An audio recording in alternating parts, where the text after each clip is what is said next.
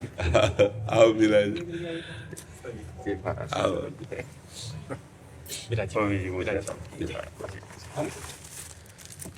राम कथा करवाई थी अच्छा दिल्ली के पारस मंडप अच्छा। में। विश्व शांति केंद्र जो बना है भारत का पहला, और यूक्रेन और रशिया का जो विवाद चल रहा है, आज आपसे खास दुआ लेने आया हूँ कि वहाँ जाकर के उसके समाधान के लिए हम प्रक्रिया में आगे बढ़ रहे हैं। तो आप जैसे पवित्र संतों के साथ जो अध्यात्म शक्ति ही एक ऐसी है जो पूरे विश्व को जोड़ सकती है। बिल्कुल ठीक कह रहे हैं। अध्यात्म शक्ति, और जिनको अध्यात्म का परिचय नहीं, इंद्रिय भोगों की पशुता में लगे हुए हैं, उनमें तो राग द्वेष रहता ही है। जब तक हम अध्यात्म शक्ति को जन जन के हृदय में जागृत नहीं कर पाएंगे, तब तक शांति नहीं प्राप्त हो सकती।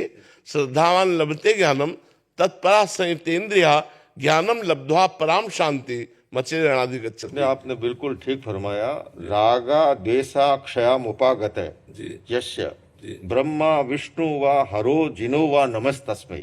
मूल तो राग देश का खत्म होना ही, तभी ही अध्यात्म का अवतरण। हाँ, और आज वस्तुतः महाराज जी जरूरत ही इसकी है कि धर्म को अध्यात्म से जोड़ा जाए।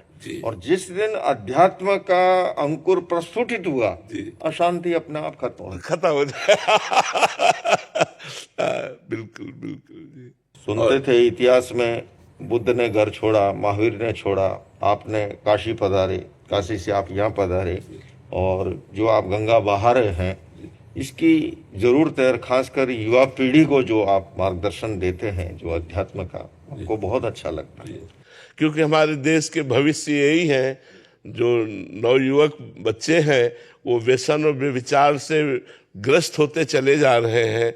अगर ये न संभले तो हमारा भविष्य बड़ा गर्त में जाएगा। बिल्कुल आपका ठीक कहना है महाराज श्री। मैं कहता हूँ कि जो हमारे शरीर में स्पाइनल कॉर्ड है, मेरुदंड है, रीढ़ की हड्डी है, समाज में वो स्थान युवाओं का है।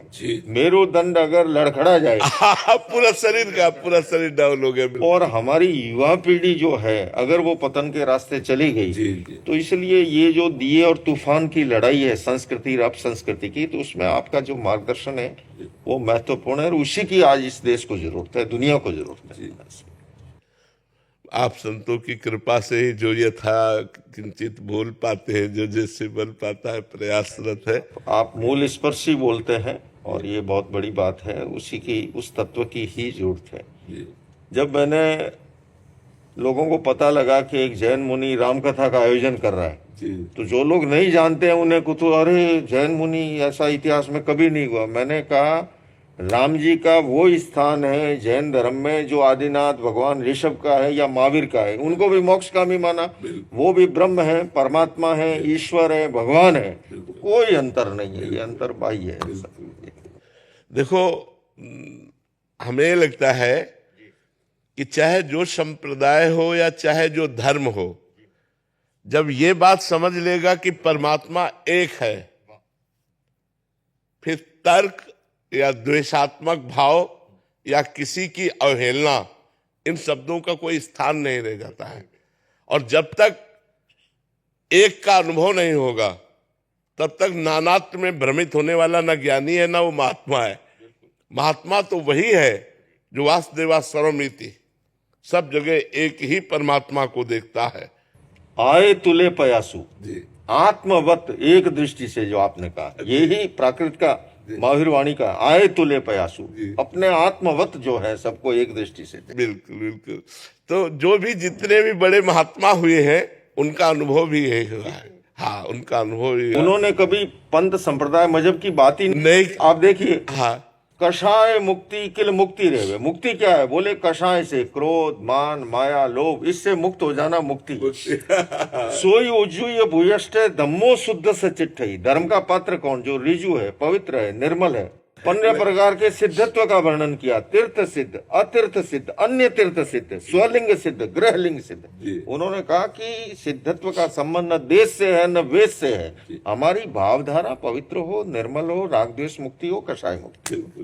तो धर्म का तो शुद्ध स्वरूप है महाराज। आप उसी को आगे बढ़ा रहे हैं। मैं बराबर देखता हूँ दूर बैठे भी ये आपके जो सिस्टम संसाधन से, तो बहुत अच्छा लगता है कि आज हमारी युवा पीढ़ी ये जो दिए और तूफान की लड़ाई है महाराज जी, संस्कृति और अपसंस्कृति की, है ना, उस बीच में अब ठीक है आप और हम रामकृष्ण तो नहीं है, वो सूर्य महासूर्य थे, पर एक दिया बन करके टिमटिमाना और उस दिए और तूफान की लड़ाई में दिए को नहीं बुझने देना, वो बड़ा महत्वपूर्ण काम कर रहे हो। तो आज हमारा बहुत ही हमको अच्छा लग रहा है कि, है ना, हमें भी बड़ा सुख मिला, आप कृपा करके दर्शन दिए आकर के, बड़ी कृपा है।